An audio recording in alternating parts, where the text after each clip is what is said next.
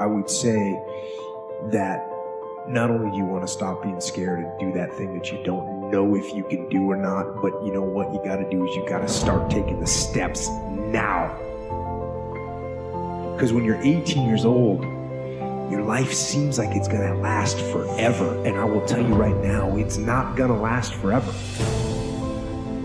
And those years go by like a summer's day. And the next thing you know, you look up and you're 36 years old, or you're 44 years old. And that time's gone. You cannot get it back. You cannot get time back. Nothing is gonna change if you don't make this change.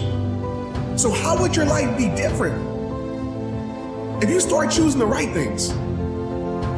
How would your life grow if you let go of the wrong things in your life? So I want to challenge you right now. How would today be different for you? Because let's be real.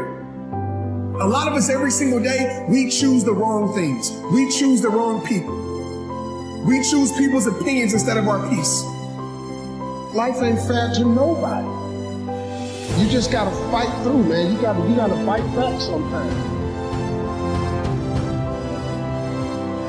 So those dreams that you have, those goals that you have, don't put them off another second. Not 1 second.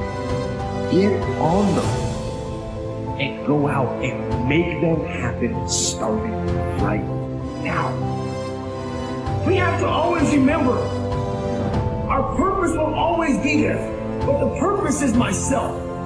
Your mind has to be stronger than your feelings. On those bad days, when you think that you're alone, you just might be. Because you know why? No one else wants to do it.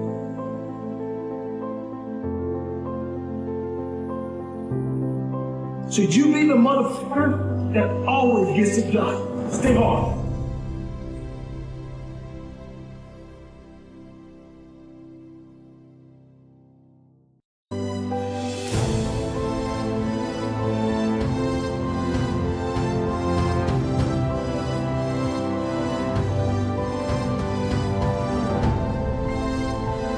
I just want to ask you this question. How would your life be different right now, today in this moment, if you start giving yourself some of those same things that you give everybody else? If you start giving yourself those same compliments that you give everybody else? If you start giving yourself that same grace that you always give everybody else? What if you decide to redirect your energy towards you for once? Your fuel can never be the pain of what happened in your past, because if you focus on the pain, when the pain is alleviated, so are all your greatness. You see, your greatness is not based upon the fact that you don't want to hurt again. Your greatness comes out of the fact that you're finally getting to live. You had to go through that in order to make you. And now that you are a made man, a made woman, you have credibility and validity, and you don't need anyone to authenticate you because you are already phenomenal.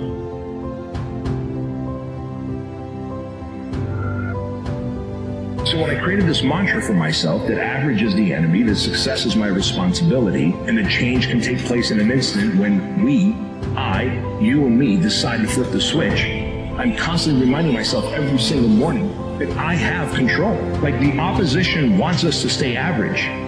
Our neighbors want us to stay average. Hell, your family wants you to stay average, because when you change, your family fears that change. They don't like the 2.0 version of you. They don't like the evolved version of you.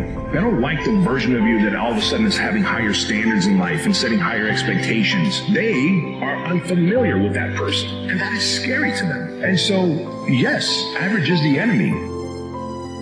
And you must fight the momentum of average to break through to extraordinary.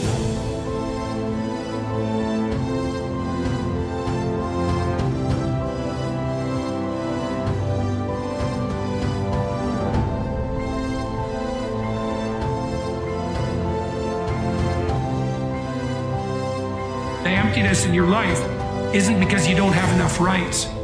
You have all the rights there are. You can get whatever you want whenever you want it. And if that's still not working, well, what are you missing? Well, maybe you're missing the opposite of that. A little bit of restraint, a little bit of sacrifice, some responsibility. When that alarm clock goes off at 4 or 5 in the morning, your mind says no. You just say, this is what we do. It's what we do now. When you're complaining, you know what you're doing? You're focusing on everything that's wrong in your life. What you focus on, you move towards. When you gonna start realizing that, embodying that? When you gonna realize that you are the hero that you've been searching for? It ain't me, it ain't them, it ain't that, it is you. The hero that you're searching for in your story, you have already found. You see that person in the mirror every single day. But when you start choosing joy, when you start choosing peace, when you start choosing you, when you start choosing your worth, you start to understand that you are that hero. And now is the moment right now for you to walk into that. And I need you to walk into that because people that you don't even know need you to walk into that. They need you. But you got to start choosing your worth. People who go after that stuff, what makes it worth it? It's got to be your passion. You got to love it. It's got to be what you are supposed to do. There's so many times in life you don't want to be doing what you're doing. You can't just quit. Remember this. This isn't a hobby. This isn't a fucking joke. It's a fucking lifestyle. So what you say to yourself is important. There's no coach. There's no trainer to keep you going. It's only you. Every poor decision you've made in your life, there was more emotion that was involved in it than there was mine. Quit using the word luck, quit believing in luck, and start believing in work. Start believing in results that come from your actions. We come into this world alone. We die alone. What we do between those times is success or failure.